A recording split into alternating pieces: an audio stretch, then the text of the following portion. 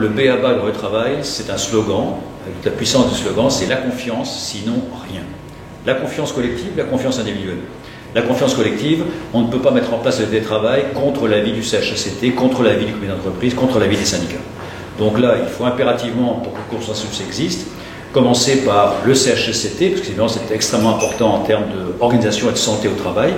Donc demander son avis au CHSCT. Et puis éventuellement qu'une expertise faite par l'ANACT, l'ANACT étant mandatée par le gouvernement, pour s'occuper, faire développer le télétravail qui est plébiscité par les jeunes collaborateurs et spécialement la génération qui arrive aujourd'hui sur le marché du travail. CHSCT, puis comité d'entreprise, au terme de l'organisation du travail, et puis enfin, passer de l'information-consultation à la négociation avec les syndicats. Et il y a 2 mois, EDF, grande entreprise nationale, où les rapports sociaux sont parfois un peu rudes, eh bien EDF a signé un accord unanime sur le télétravail.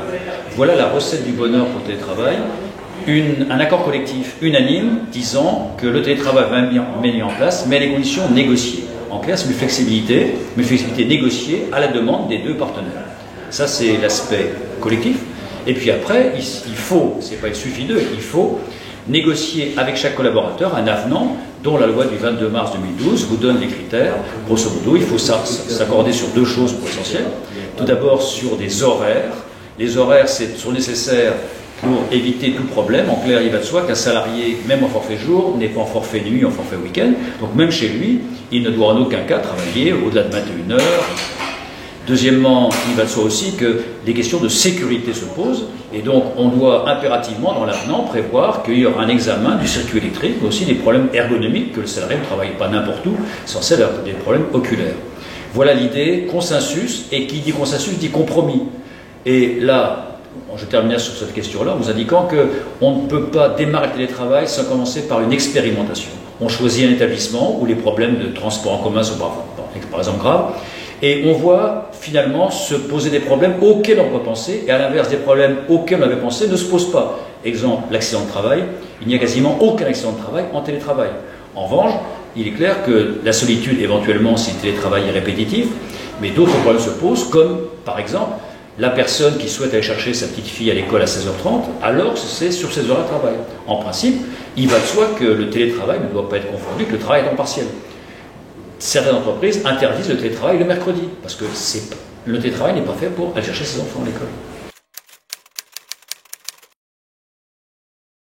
Les écueils, c'est d'abord les idées préconçues. Le télétravail, c'est évidemment source d'intuitions qui se révèlent fausses. J'en prends juste 2.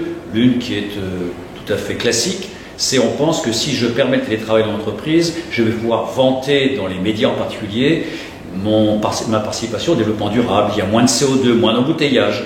Alors c'est parfois vrai, mais c'est souvent contre-intuitif, parce que les personnes qui, je pense aux grandes agglomérations, Marseille, Lyon, Paris en particulier, les personnes qui passent au télétravail, qui sont demanderesses de télétravail, généralement ce sont des couples avec enfants, et c'est l'arrivée du 2e ou du 3e qui leur dit on va profiter du changement d'appartement pour aller, par exemple à Paris, en grande banlieue.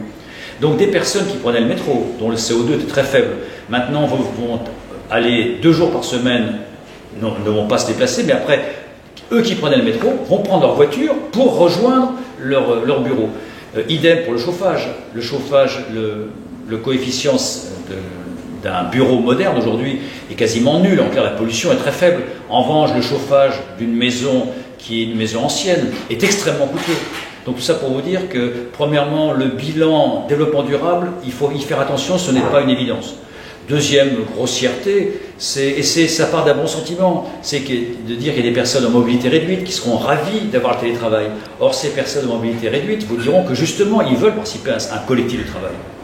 Et puis évidemment, la mauvaise idée par excellence, en cas de harcèlement sexuel ou moral, dire qu'on a des doutes, on ne sait pas très bien comment c'est passé, donc on va dire au harceleur, tu vas travailler chez toi. Il va de soi que cette mise à l'écart, on doit traiter la question du harcèlement telle qu'elle est et non pas évacuer le problème en le faisant travailler chez lui.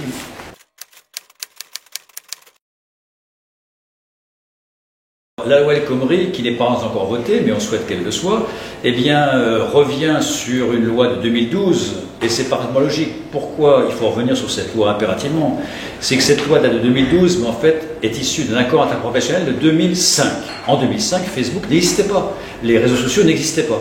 Donc aujourd'hui, on se retrouve, si je veux télétravailler et mettre mon entreprise en télétravail, une situation qui est ubuesque d'un point de vue juridique, c'est que je dois appliquer tout le code du travail à des gens qui travaillent chez eux. Deuxièmement, plus la loi spécifique. Donc ce que veut la loi El Khomri, et il a parfaitement raison, c'est créer un statut du télétravailleur qui soit plus adapté. Je résume. Le code du travail était conçu pour Charlie Chaplin. Charlie Chaplin, c'est quelqu'un qui avait une unité de temps, de lieu et d'action. On arrivait à 10 000 au même endroit pour faire la même chose. Le propre du télétravailleur qui travaille en coworking ou chez lui, eh bien, c'est qu'il a une autonomie qui n'a rien à voir avec le lien de subordination. Donc la loi El Khomri, par exemple, indique que les partenaires sociaux vont commencer par négocier le télétravail, et s'ils signent un accord interprofessionnel, la loi prévoit de reprendre, comme à l'accoutumée, dans une loi de la République, ce qui en ressortira, y compris sur des sujets extrêmement sensibles dans le droit du travail. Et là, on va terminer par la chapelle Sixtine au droit du travail, le temps de repos. Eh bien, quelqu'un qui est en télétravail en forfait jour peut souhaiter à 18 h, plutôt continuer à travailler jusqu'à 19 h, aller chercher sa fille à l'école, ce qu'on comprend très bien de la part d'un jeune papa et d'une jeune maman, et avec évidemment l'affection portée réciproquement, il ira chercher à l'école, on ira visiter le boulanger, on lui racontera une histoire, et on se retrouve à 21 h en ayant finalement pris sur le temps de travail 1 heure ou 2. Bien, que pourrait prévoir la prochaine loi, ce qui paraît très choquant vu de l'extérieur, mais assez d'équerre avec les revendications des jeunes générations, c'est que moi, si je décide de m'arrêter de travailler à 16 h 30, alors que je devrais, eh bien, la loi permettrait de dire, au choix du salarié, pas de l'entreprise, au choix du salarié, j'ai pris 3 heures de repos quand je me suis occupé de ma petite fille, j'ai pris 3 heures de repos. Résultat, eh bien, je n'aurai plus 11 heures de repos. Après, j'aurai 11 heures de repos nécessaires, moins 3, je n'aurai plus que 8 heures de repos. C'est le fractionnement. Le fractionnement a l'air de nous renvoyer à Cosette, à Thénardier. Eh bien, lorsque c'est le salarié, au bout d'un cadre autonome, souvent extrêmement autonome qui le fait, ça n'a rien de choquant que le salarié décide d'avoir un meilleur équilibre à domicile entre sa vie professionnelle et sa vie privée.